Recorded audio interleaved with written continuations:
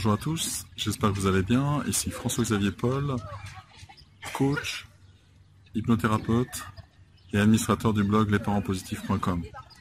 Alors aujourd'hui, je voudrais vous parler de quelque chose qui est assez présent dans la parentalité, qu'elle soit positive ou pas. C'est ce qu'on appelle les messages contraignants. Les messages contraignants, c'est des messages qu'on a eus lorsqu'on était petit, donc dans l'enfance.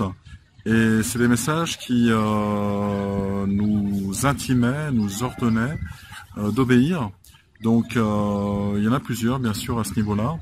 Et en gros, ce qu'on nous vendait comme idée lorsqu'on était petit, c'est fais ce que je te dis et tu seras aimé en retour. Donc nos parents ou ceux qui symbolisaient, qui représentaient l'autorité, ont usé et abusé de ça. Donc l'objectif aujourd'hui, c'est d'attirer votre attention là-dessus, c'est de dire que voilà, peut-être que quand on était enfant, quand vous étiez enfant, eh bien vous avez entendu des mots comme ou des phrases comme dépêche-toi, active un peu, ne pleure pas, tu peux le faire et fais-le. Et en fait, ça répondait pas forcément à vos besoins à l'époque. À l'époque, vous êtes conformé à cette idée.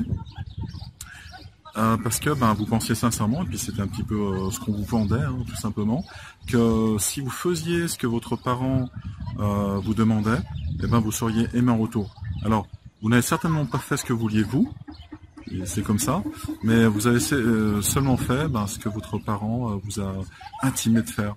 Et on appelle ça contraignant, c'est très fort comme mot, parce que il y avait vraiment une contrainte. Si tu fais pas, tu seras puni, tu auras une fessée, ou tu iras au coin, ou tu seras privé de dessert, etc., etc. Voilà. Donc peut-être que vous l'avez vécu. Et je vous dis ça pourquoi? Parce que maintenant, en tant qu'adulte, en tant que parent, on a tendance à reproduire les mêmes schémas. Et surtout, on se donne pas le droit d'être différent de ça. Alors, je vous donne un ordre d'idée. Comme message contraignant, vous avez par exemple sois fort et sois parfait. Donc la personne qui est forte au niveau de ce qu'elle entreprend, elle se donne pas le droit de ralentir, de le faire de façon plus cool, etc. Et puis la personne qui a reçu l'ordre soit parfait quand elle était petite, aujourd'hui elle est ultra perfectionniste. C'est-à-dire qu'il faut que tout soit parfait, tout soit nickel chrome. J'ai une amie par exemple qui est dans ce cas-là et qui me disait que elle, tous les samedis, la maison doit être faite de fond en comble. Si elle n'est pas faite de fond en comble, elle passe un mauvais week-end. Et par contre, ça lui pèse. Elle préférait faire autre chose à la place de faire le ménage à la maison, tout simplement. Moi, quand j'étais petit, j'ai reçu aussi ces messages contraignants. Je devais me dépêcher. Donc dépêche-toi, le fameux message contraignant dépêche-toi. Tout devait être parfait, donc j'acceptais pas de rendre ma copie si tout n'était pas parfait de mon point de vue, alors que la juste qualité, comme on l'appelle aujourd'hui, aurait été largement satisfaisante ou suffisante, etc., etc. Alors, si je parle de ça aujourd'hui, c'est d'une part pour pas reproduire la même chose avec vos enfants. Nous à la maison, on essaye de faire attention à ça, même si c'est pas évident. Et puis la deuxième chose, c'est que on peut transformer ça. Quelqu'un qui obéissait au message contraignant soit parfait, il peut très bien transformer ça. Peut-être qu'aujourd'hui, il accepte d'avoir une sorte d'équilibre entre sa perfection et puis une sorte de juste qualité. Et c'est très bien comme ça. Voyez, parce que si on va trop dans ces messages contraignants, si on suit trop ces ordres qu'on nous a inculqués, imprimés dans notre conscient et dans notre subconscient quand on était petit, on va droit à la catastrophe.